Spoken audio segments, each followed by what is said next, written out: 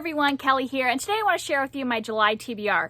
I can't believe it's already July 6th. I usually get out my TBR on the first day of the month or the last day of the previous month, but there's just been no time to film lately. If you've been with me for a little while, you know that during this whole pandemic that my nephew and his girlfriend have been living with us. There hasn't been much privacy, but they just moved out this morning. They are going to go live by where they are going to grad school in the fall. Even if they're not in-person classes, they wanted to be closer to their grad school.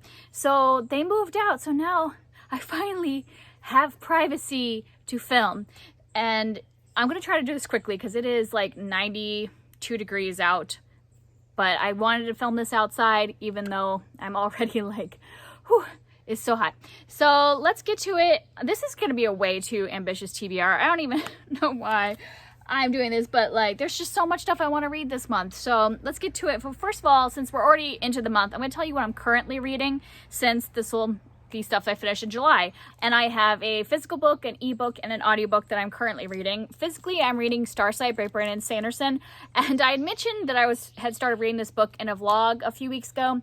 And I just never picked it back up after that first day of the vlog because I thought it started a bit slow, but I am committed to finishing this. Like, this is what I'm going to give priority to read right now because it's overdue at the library. And even though they're not like being firm about it because of the pandemic, I feel bad that it's overdue. So this will get finished in the next few days and I'm enjoying it so far. I'm done with part 1. If you've read it, there's different parts. So I'm on like page 75. So this will definitely get done soon. In terms of my ebook, I am over halfway, like probably 60% of the way through Get a Life, Chloe Brown by Talia Hibbert, which is a contemporary romance novel.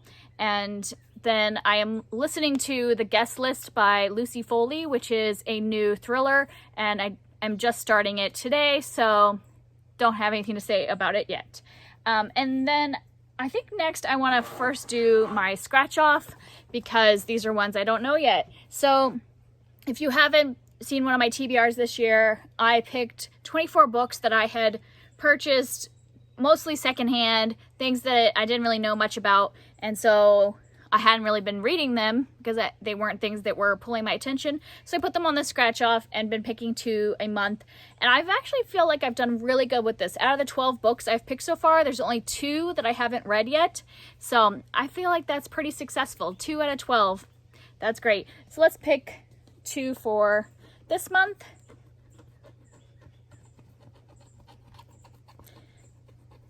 All right. Gosh, it's so hot that the paint stuff that's on the scratch off is like really sticky. So I got a nonfiction book that I've owned for a long time. I got Last Child in the Woods, and this is basically about in current times how the kids are having a nature deficiency because they're not like outside as much as they did when, you know, maybe we were younger or something like that. So this is interesting, but it is very like tiny writing.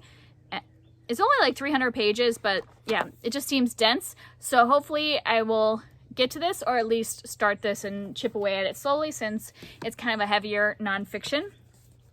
And then the next one, let's come over here. Oh, okay. I'm not super excited about this. Okay. I mean, you guys might be excited about this because it's a pretty famous book, but it's depressing, and so I don't know if I really want a depressing read. This is The Kite Runner by Khaled Hosseini, and I know this is like a really popular book. It's historical fiction. I believe it takes place in Afghanistan, and I've just heard that there's a lot of just really depressing stuff that happens. So we will see. I might not be able to read a depressing book right now. I'm just trying to be like forgiving of myself while we're kind of social distancing. Like, we don't see anybody now that our guests have left. I'm gonna feel even more isolated. I don't know if I could do a depressing book, but this is what I picked, so we'll see. I definitely will start this one and we'll see if I can be in the mood to read Kite Runner. Let me know if you've read it, if you think it would just be too much for right now. And then I have several books that are like buddy reads or things for readathons. First of all, I've been doing the analog 2020, which is where we're reading books from the Anne of Green Gables series, and I've gotten behind. So this is actually June's book, Anne of Ingleside, and if I finish this one, I want to read this month's book, which is Rainbow Valley. So I do want to get back into that. I just got behind last month. I am buddy reading The Storied Life of A.J. Fikry by Gabrielle Zevin. This is a contemporary that I believe it takes place in a bookstore, which that sounds exciting, books about books. And this is a buddy read with Murphy Napier's Patreon, so I'm looking forward to that. It seems like it should just be kind of a sweet read involving a bookstore.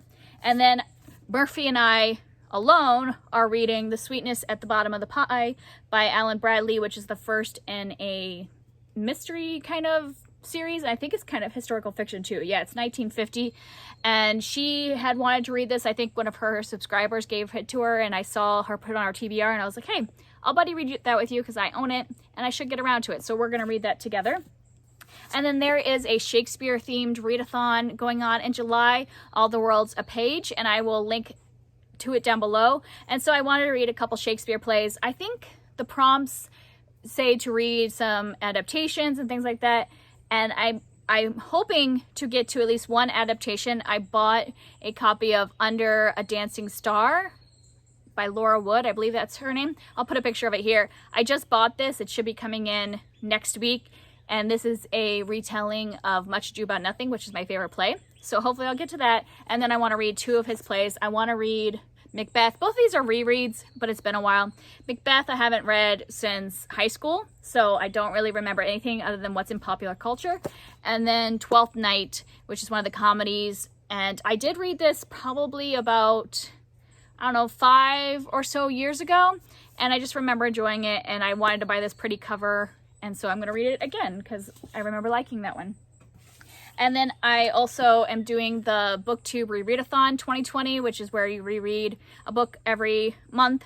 I have gotten behind on some of those, but for this month, the prompt I think is like, read a book that taught you about something. And I picked The Goose Girl because it was a book that taught me that I liked middle grade fantasy. I read this the first time, I don't know, at least like 12 years ago. And that started me on reading a lot of middle grade fantasy. And so I just want to return to this and see if I love this series as much as I used to. This is the first book in the books of Bayern, I believe. And there's 4 of them. And I just would like to read the whole series if I could soon. And then I have 2 books that I want to read that were on previous TBRs because I got behind on my Keep Read Unhaul. If you've been watching my channel every month, I've been doing like a Keep Read Unhaul where I looked at books I bought 2 years ago and let you guys vote on which ones I would keep and which ones I'd read and which one unhaul. Well, if you notice in this one, I am not doing a Keep Read Unhaul. I forgot to post that video in June, and I just decided I had too many library books, too many books that I needed to catch up on my Keep Read Unhaul that I'm going to skip this month. And so instead I'm going to take that time to catch up on the ones I missed. And these are 2 that I was supposed to read the last couple months and didn't, and I really want to read them. And one is The War That Saved My Life by Kimberly Brubaker Bradley, which is a historical fiction middle grade that takes place in World War I. And then Esperanza Rising by Pam Munoz Ryan, which is also a middle grade historical fiction that takes place in California, and it's about a family that immigrates from Mexico to California. So yeah, I do want to read both of those, and so I just decided this month I would commit to catching up on some of those and then continue my Keep Read Unhaul next month. And then what I have is just a stack of library books that are due back this month. And normally my library allows me to renew books over and over again, but the problem is that I got a bunch of new releases in my last haul from the library, and new releases often have holds on them from other people, and so I have to return these if I don't read them this month. So I can't say that I'm going to read every single book on here before I have to return it, but I'm going to try to read all of these. There are 7 of them, and most of them are new releases. Like almost all of these were published this year except for one. I guess the only one that's not a new release is Love from A to Z by S.K. Ollie, and so I hope to get this one soon because this one's actually due this week, so I want to get to that one. And the rest of these I have most of July before they're due.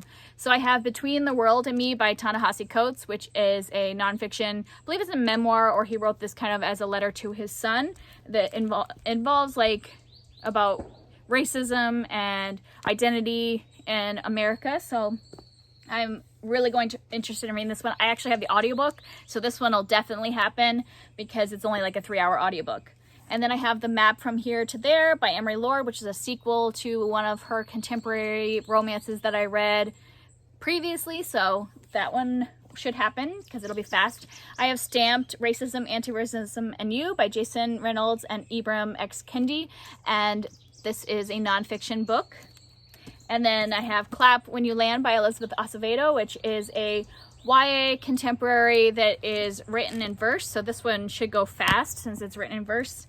And then I have 2 middle grade novels that are new releases. I have The One and Only Bob by Catherine Applegate, which is the sequel to The One and Only Ivan, which I loved that book when I read it. And then I have King and the Dragonflies by Case and Callender. I haven't read a Case and Callender yet, so I really want to get to this one. And it seems very short, so I have faith that even though that's a lot of them that return, that like, you know, these 2 are middle grade, should go by fast. This one's written in verse, and then like Between the World and Me is a 3-hour audiobook. So I feel like I could get through all those library books this month.